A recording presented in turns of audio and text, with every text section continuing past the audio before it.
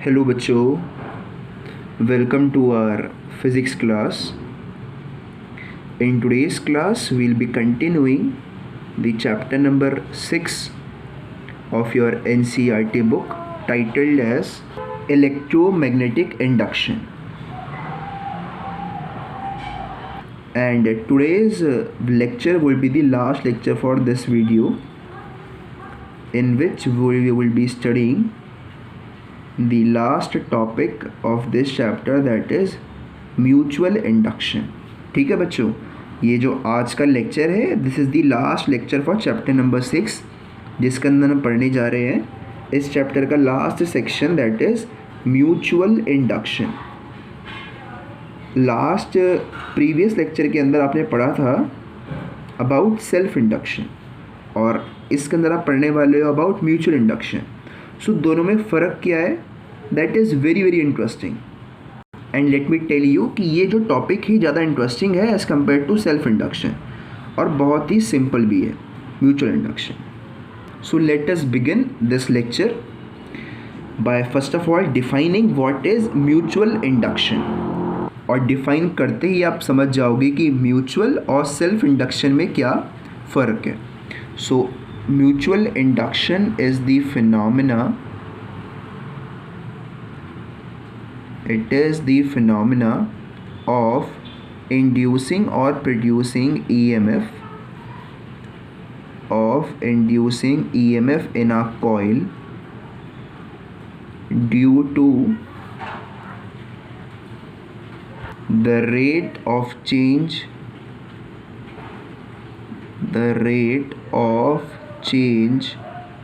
of current in a nearby coil.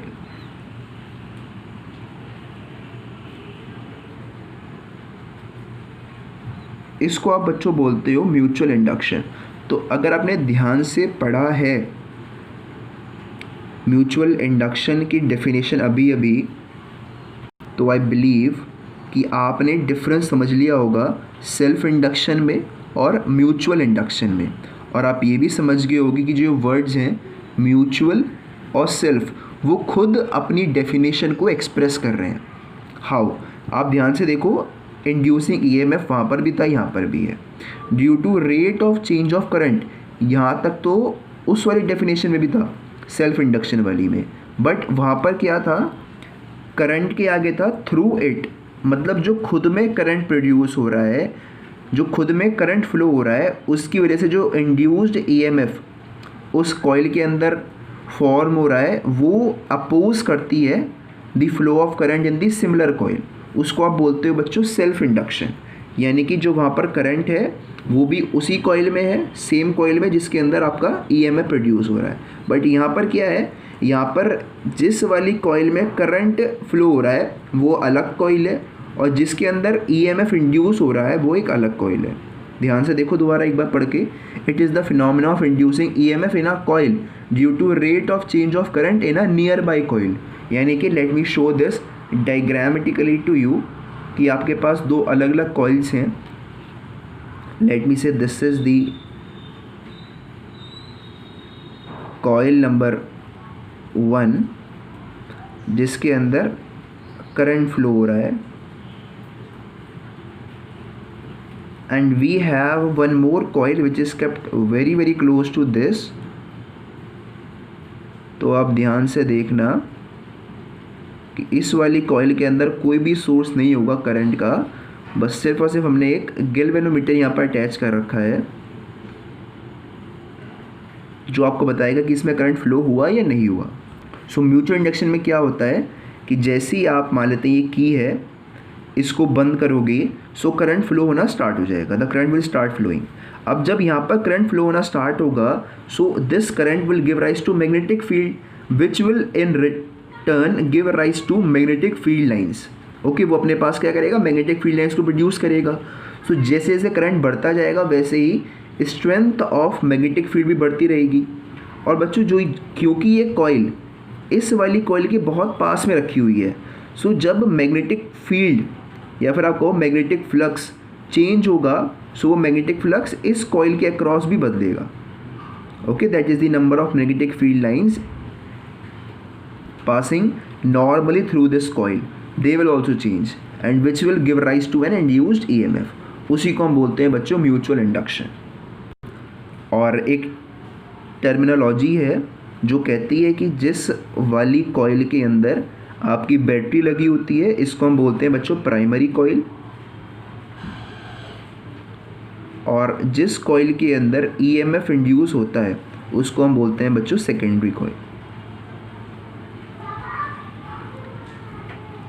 ठीक है, हो क्या रहा है मैं एक बार और समझा देता हूँ कि जैसे हमने की को बंद किया वैसे ही करंट बढ़ना शुरू हुआ इस कॉइल के अंदर। करंट बढ़ने की वजह से मैग्नेटिक फील्ड लाइंस प्रोड्यूस हुई और मैग्नेटिक फील्ड लाइंस के चेंज होने की वजह से जो मैग्नेटिक फ्लक्स था linked with the secondary coil, that also changed. Okay, and since due to changing magnetic flux there was an induced EMF which caused a current to flow in this coil, उसकी वजह से यहाँ पर भी ये current flow होना शुरू हो गया और वो हमें इंडिकेट किया इस गैल्वेनोमीटर ने। So this is the phenomena of mutual induction. I hope this is clear to you.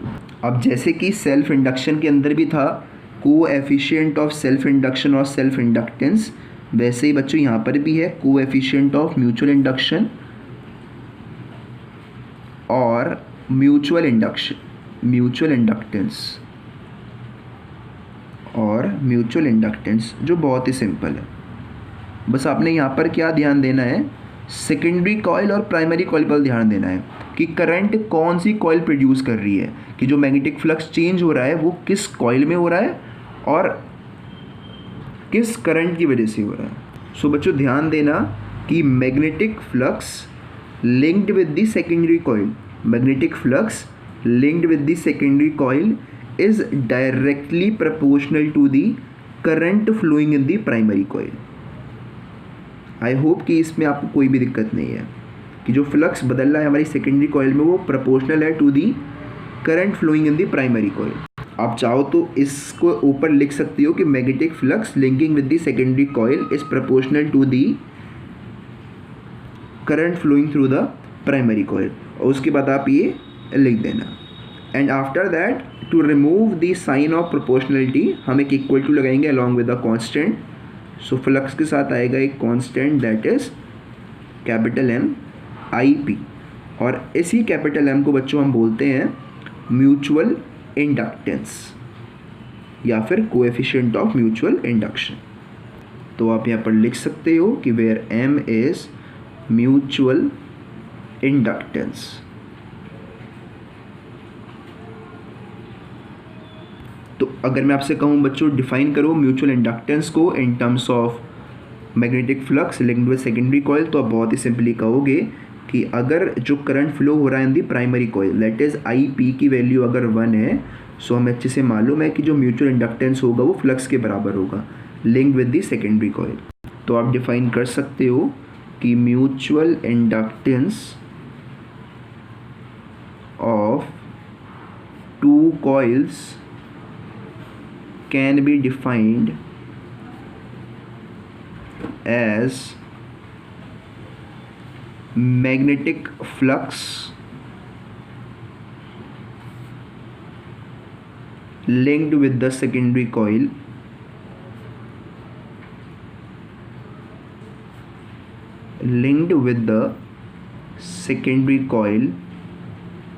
due to flow of unit current in the primary coil. That's it.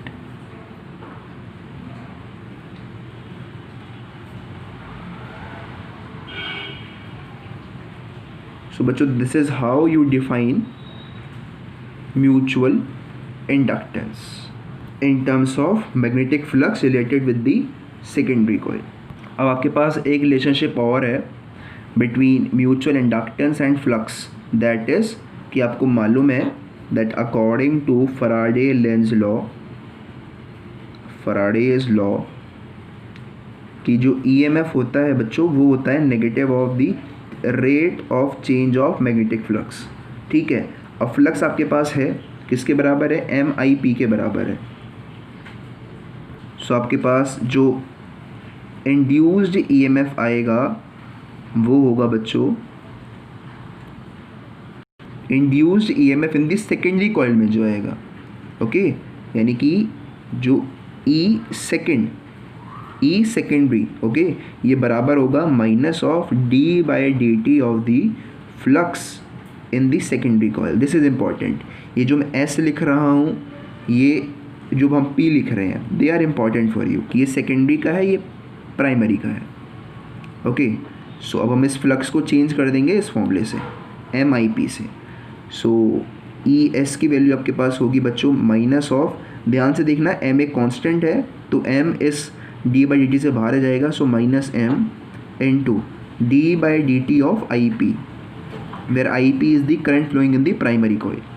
सो अब तो आपको अच्छे से मालूम है कि हम क्या करेंगे, हम रख देंगे that if minus of D I P by D T की वैल्यू अगर 1 है, सो जो आपका म्यूचुअल इंडक्टेंस होगा वो EMF in the secondary coil के बराबर होगा।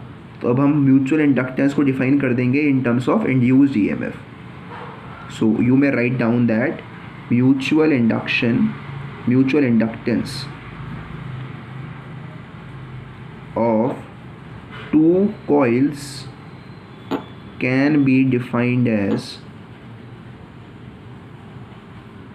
induced EMF produced in the secondary coil। सबसे ज़्यादा बच्चे जो कंफ्यूज करते हैं दैट इज सेकेंडरी और प्राइमरी, जो कि सबसे इजी होता है। Secondary coil due to unit rate of decrease, unit, just a minute, rate of decrease आया बच्चों नेगेटिव साइन की वजह से, of current in the primary coil। So this is the definition of mutual inductance in terms of induced EMF। Okay बस आपने ध्यान देना है सेकेंडरी और प्राइमरी पर, जो बहुत ही सिंपल है। देखो भाई करंट प्रोड्यूस हो रहा है in the primary coil, EMF और जो मैग्नेटिक फ्लक्स है जो बदल रहा है that is with respect to a secondary coil. बस ये सिंपल सी बात है इसके अंदर। ना if I talk about units, so units वही बच्चों सेम है जो कि सेल्फ इंडक्टेंस में थी, दैट इज हेनरी, और वो वीबर पर एम्पियर और वोल्ट पर ampere second. So you please note down the matter related to mutual induction and mutual inductance on this page. Now I will be moving on to a new page over where we will be discussing the mutual inductance between two coaxial solenoids. So now we will be discussing the concept of mutual inductance, और ये last concept है इस topic का, mutual inductance of two long coaxial solenoids,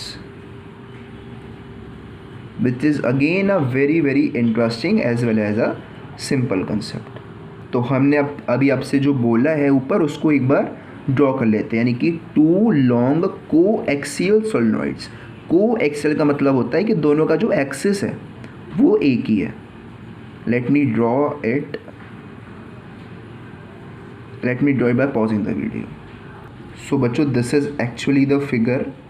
इसमें क्या किया है समझ लो एक बार, क्या बनाया है ये देखो, ये जो डार्क लाइन से बनाया हुआ है दिस इज़ वन सोलेनॉइड, इसका जो एक्सिस है वो ये है, ठीक है। और इस वाले जो डार्क लाइन वाला सोलेनॉइड है इसके अंदर हमने माना है कि आई करंट फ्लो कर रहा है, इसके अंदर से आई करंट फ्लो कर रहा है। अब ये जो लाइट पेन से बनाया हुआ फिगर है, कॉइल्स हैं, ये हैं एक और सोलेनॉइड जिसको हम बोलते हैं S2, और ये वाला हमने मान लिया है डार्क वाला S1, ठीक है। ये दो सोलेनॉइड्स हैं जिनका कॉमन एक्सिस है जिनका, ओके। जो S1 है वो कम्प्लीटली सराउंडेड है बाय द सोलेनॉइड S2, और S1 के अंदर हमने माना है कि करंट I फ्लो कर रहा है। दोनों की लेंथ करीब करीब बराबर है, दोनों का एरिया भी करीब करीब बराबर है। और late us do one thing, despite of naming the solenoid as S1 और S2, let us name them as SP. SP का मतलब होगा प्राइमरी सोलेनॉइड जिसके अंदर करंट फ्लो हो रहा है, और S with a small s होगा सेकेंडरी सोलेनॉइड जिसका मतलब होगा जिसके अंदर करंट नहीं फ्लो हो रहा बट जिसके अंदर एक म्यूचुअल इंडक्शन प्रोड्यूस हो रहा है। सो हमने बस थोड़ी सी रिप्रेजेंटेशन को चेंज किया है, बाकी सब कुछ एग्जैक्टली वही सेम है। सो पहले आप ये बच्चों यहाँ पर लिख लो कि what is the figure showing. So figure shows two long coaxial solenoids SP and SS, each of length L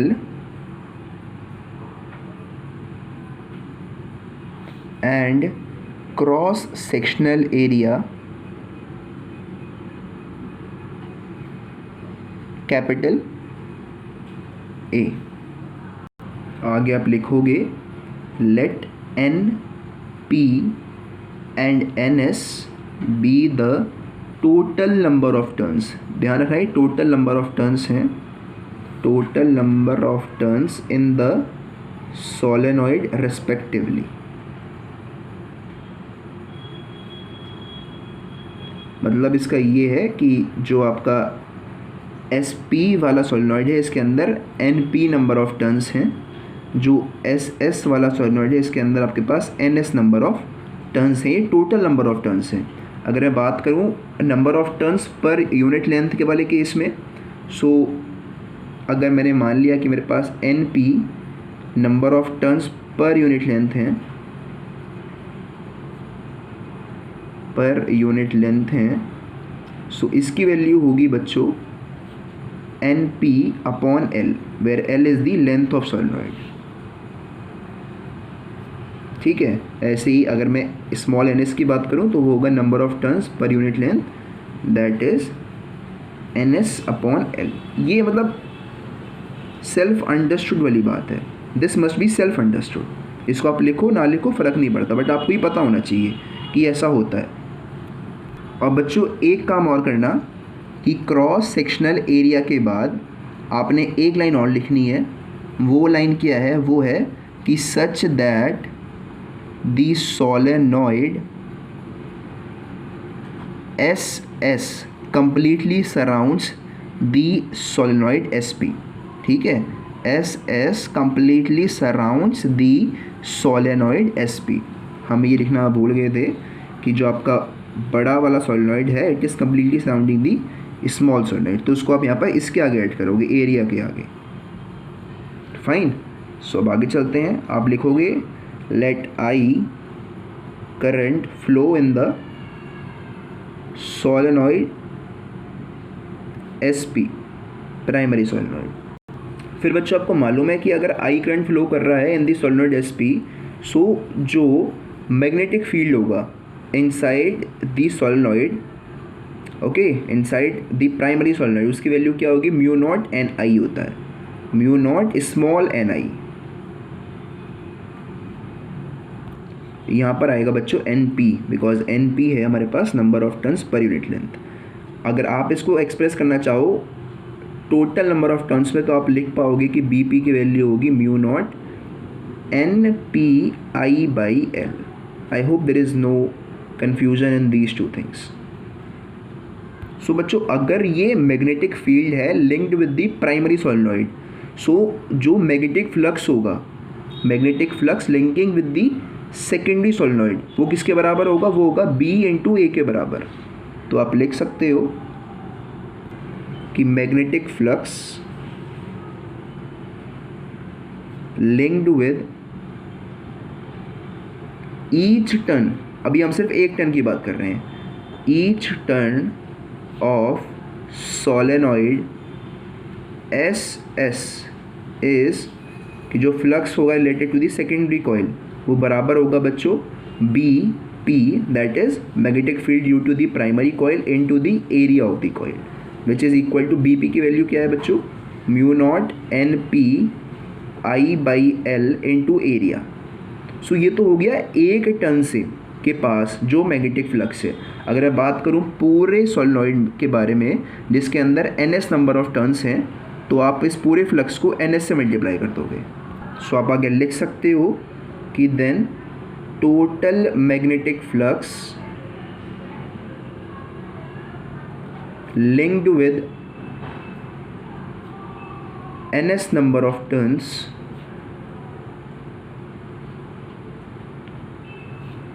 of solenoid S2, solenoid SS, वो कितना होगा? वो होगा बच्चों, आप N2 से इसको मल्टीप्लाई कर दोगे कि जो Fx होगा वो होगा भाई N2 मल्टीप्लाइड बाई, या फिर NS, it was NS multiplied by ये सारी चीज़, that was mu naught NPIA by L। So ये हो गया बच्चों एक formula about the relationship between magnetic flux. और एक फॉर्मूला और है आपके पास कि मैग्नेटिक फ्लक्स होता है linked with the secondary coil as mutual inductance, यहाँ पर लिख दो PS।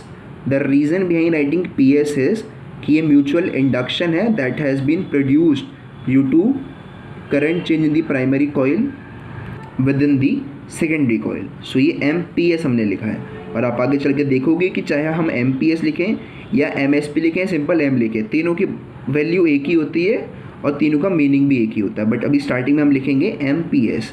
PS का मतलब ये है, आप चाहो तो लिख सकते हो कि where MPS is the mutual inductance when current changes in solenoid SP to change the magnetic flux linking with the solenoid SS। ठीक है, तो आप चाहो तो इसको नीचे लिख सकते हो अगर आप भूल सकते हो तो। Okay, into IP where IP is the current flowing in the primary solenoid. So let me say this is my equation number 2. So from first and second आपको मिल गया है कंपैरिजन करने का तरीका कि इस फ्लक्स को इक्वेट कर दो इस फ्लक्स से। So MPS into IP is equal into NS into mu naught NP। बच्चों ये IP होगा, या फिर just a minute, I had written let I current flow in SP, तो हमें यहाँ पर IP नहीं देना था, हमने I ही मानना था, क्योंकि हमने वहाँ पर I ही माना है। So we leave it as I, क्यों? क्योंकि हमने I माना है। अगर आप I पे लिखते तो I पे लिख देते, no matter at all, upon A by L। So देखो I से आपका I कैंसिल हो जाएगा। So finally you had got what you were deriving, that is the mutual inductance related to the two coaxial solenoid which is equal to mu naught NP NS A by L, and that's your mutual inductance. So बच्चों चाहे MPS हो, that is कि जब current change हो रहा है अंदर वाले सोलेनॉइड में और फ्लक्स चेंज हो रहा है सेकेंडरी वाले में, या फिर उल्टा हो कि अगर आप थोड़ा सा चेंजेस कर दो, दैट इज़ कि करंट को फ्लो करवाओ बाहर वाले कॉइल में, ओके, और फ्लक्स चेंज हो अंदर वाले कॉइल के अंदर।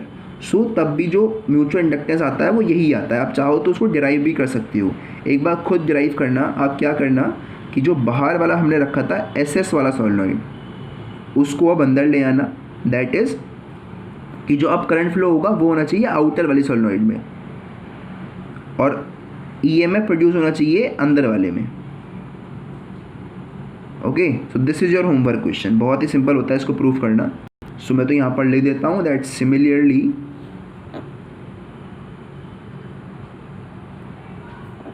जो MSP होगा उसकी वैल्यू भी बच्चों mu naught NP NS A by L ही होती है। So therefore whether it's MPS और whether it's MSP, both are equal.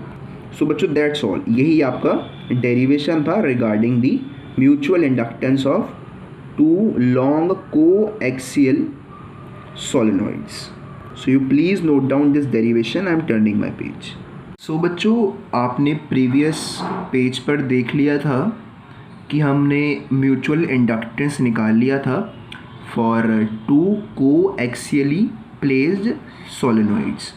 तो फॉर्मूला एक बार देख लेते हैं, फॉर्मूला क्या था।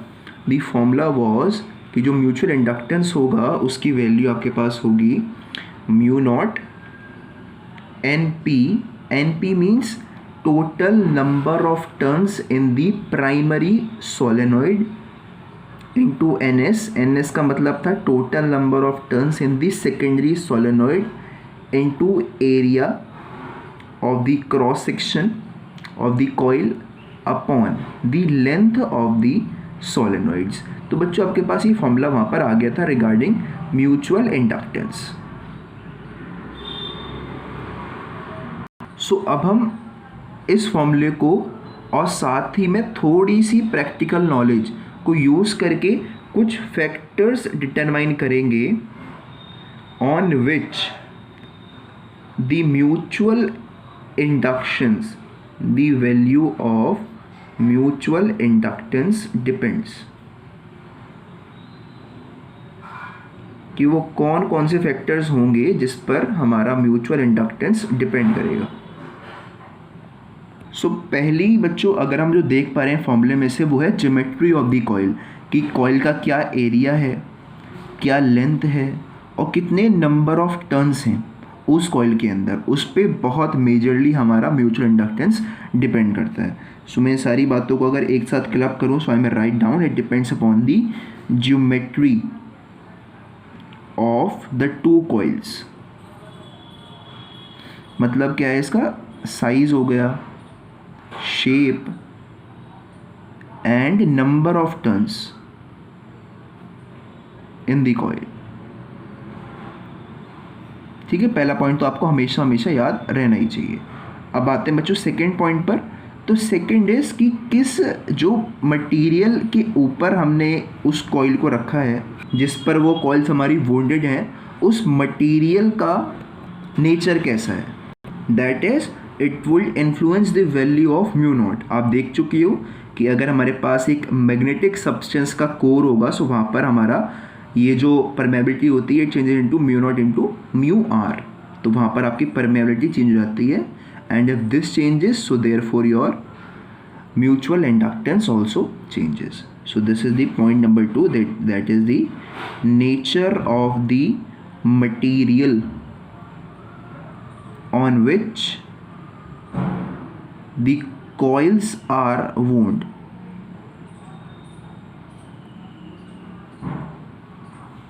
So this was the second thing. अब जो पहले के बच्चों दोनों पॉइंट्स थे, इन दोनों पॉइंट्स ने हमारे फॉर्मूले को कंप्लीटली कवर कर लिया।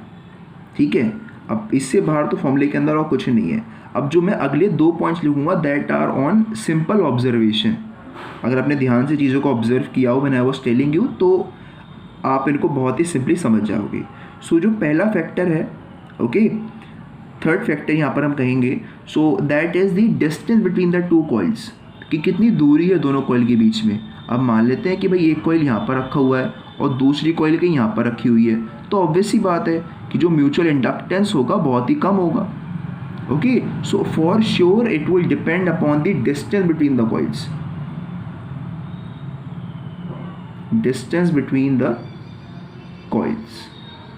ओके, अब यहाँ पर वो बात सामने क्यों नहीं है, यहाँ पर इसलिए नहीं है क्योंकि हमने माना था कि वहाँ पर तो दोनों कॉइल्स बिल्कुल आपस में पास में रखी हुई थी, तो वहाँ पर डिस्टेंस का कोई रोल ही नहीं आया।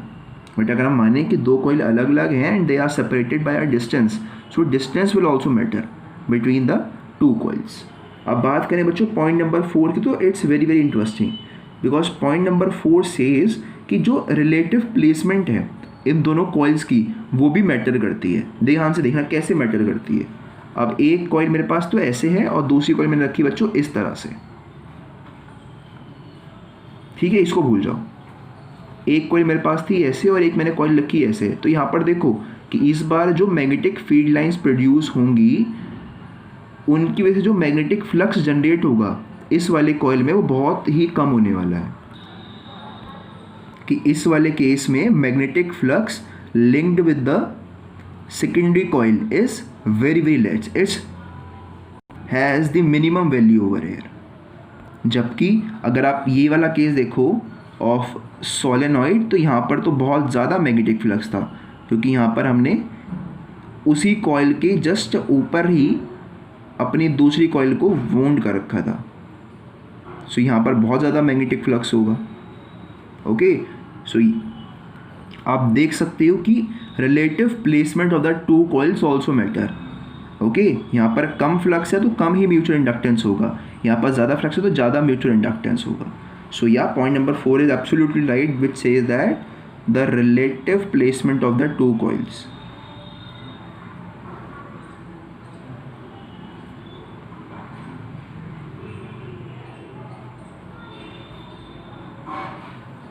आई hope there is no doubt in this.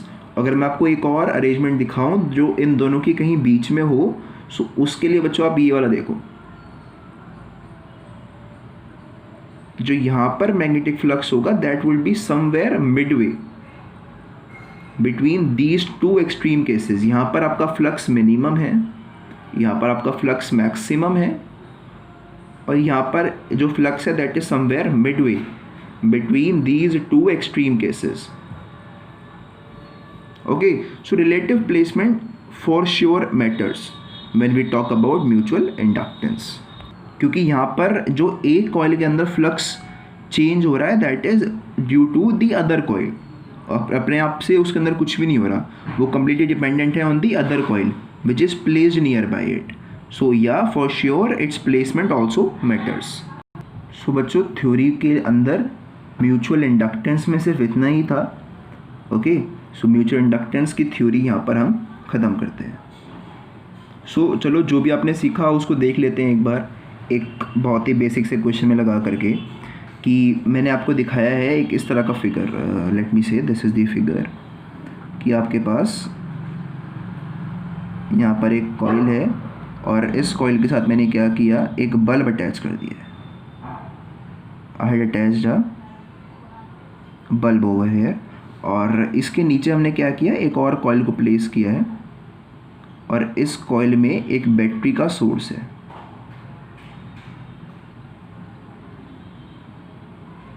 इस कॉइल में एक बैटरी का सोर्स है।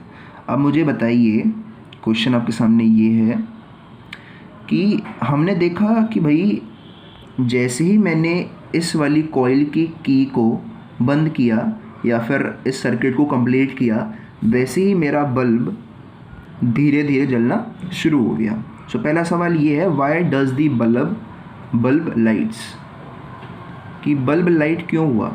अरे भाई जिस कॉइल के अंदर, जिस सर्किट के अंदर हमने बल्ब को रखा है, इस सर्किट में ना ही कोई बैटरी है और ना ही कोई ऐसा सोर्स है जिससे कि इस बल्ब को करंट मिल पाए। तो बताओ बल्ब हमारा जला क्यों, सवाल आपसे ये है। तो बहुत ही सिंपल सा इसका आंसर है, the answer is mutual induction. ठीक है, ये तो आपने बिल्कुल क्वेश्चन को सुनते ही आपका आंसर आ जाना चाहिए था। That was the answer is mutual induction. अब अगला क्वेश्चन ये है कि मान लेते हैं कि मैं इस वाली कॉइल को, इस बल्ब वाली coil, let me say this is coil A, this is coil B, इसको ऊपर ले जाना शुरू करता हूँ, इसको ऊपर मूव करना शुरू करता हूँ। So what I see is कि bulb gets dimmer, bulb dim होना शुरू हो जाता है जैसे जैसे मैं कॉइल बी को ऊपर की तरफ मूव करता हूँ। वाई? सो इसका आंसर भी उतना ही सिंपल, इतना फर्स्ट क्वेश्चन का सिंपल था।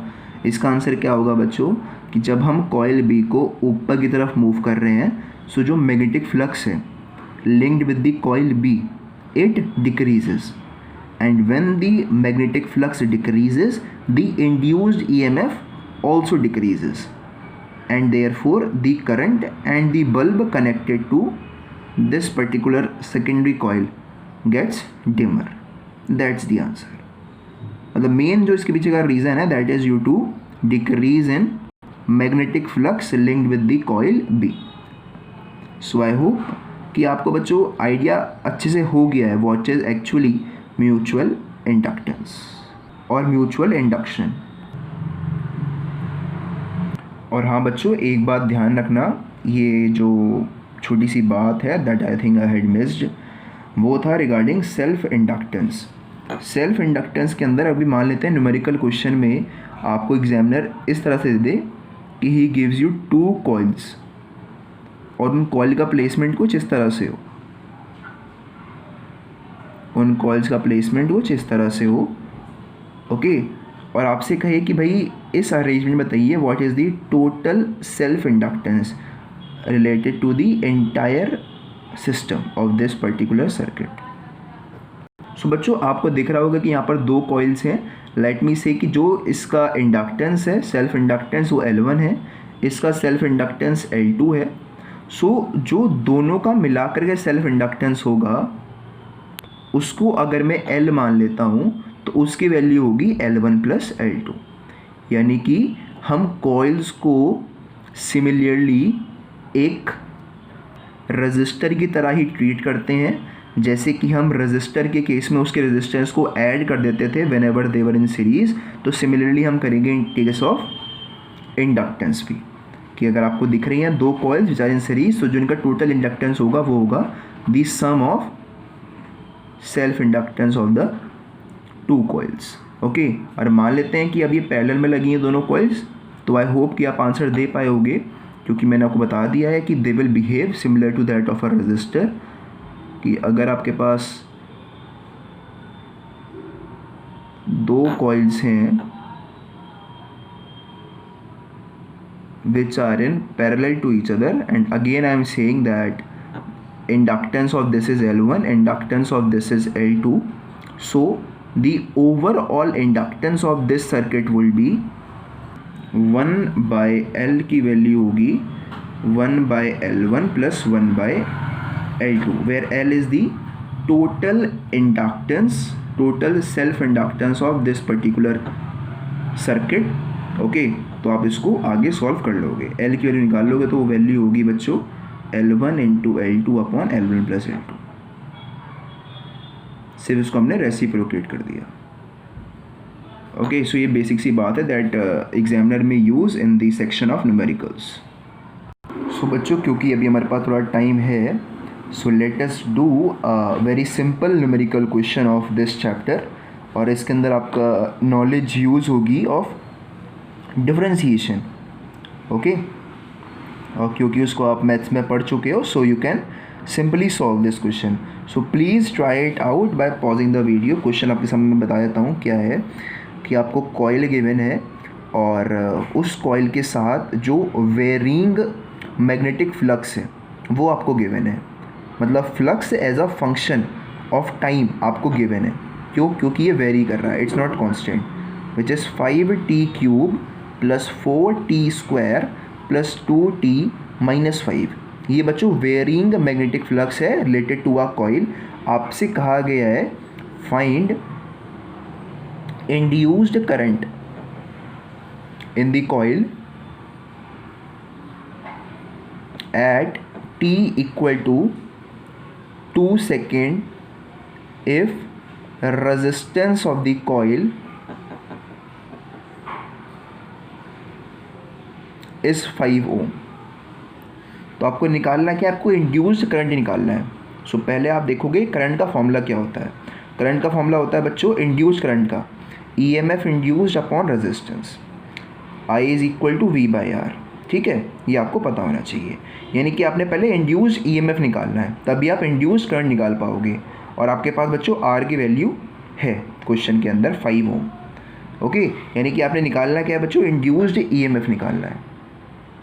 सो वी नो वेरी वेल कि इंड्यूस्ड EMF का मैग्नीट्यूड क्या होता है, दैट इज d∅dt। कि आप फ्लक्स को डिफ्रेंशिएट करते हो विद रिस्पेक्ट टू टाइम। तो आपका बच्चों फ्लक्स की इक्वेशन है इन टर्म्स ऑफ टाइम, तो आप बहुत ही ईजिली इसको डिफ्रेंशिएट कर पाओगे। सो आपके पास फ्लक्स है तो d∅dt क्या होगा, इसको डिफ्रेंशिएट कर दो। सो 15t स्क्वायर प्लस 4 2 ज़ा 8t प्लस 2, ये आपके पास क्या आया d∅dt which is equal to magnetic flux. But ध्यान दो आपको टाइम भी दे रखा है 2 सेकेंड, यानी कि आपने t को रिप्लेस करना है 2 सेकेंड से, क्योंकि उसने पूछा है induced current at t equal to 2 second. यानी कि आपने जो d∅dt निकालना है वो भी एक t की स्पेशल वैल्यू पर निकालना है। d∅dt at t equal to 2 second, तो यहाँ पर 2 रख दीजिए।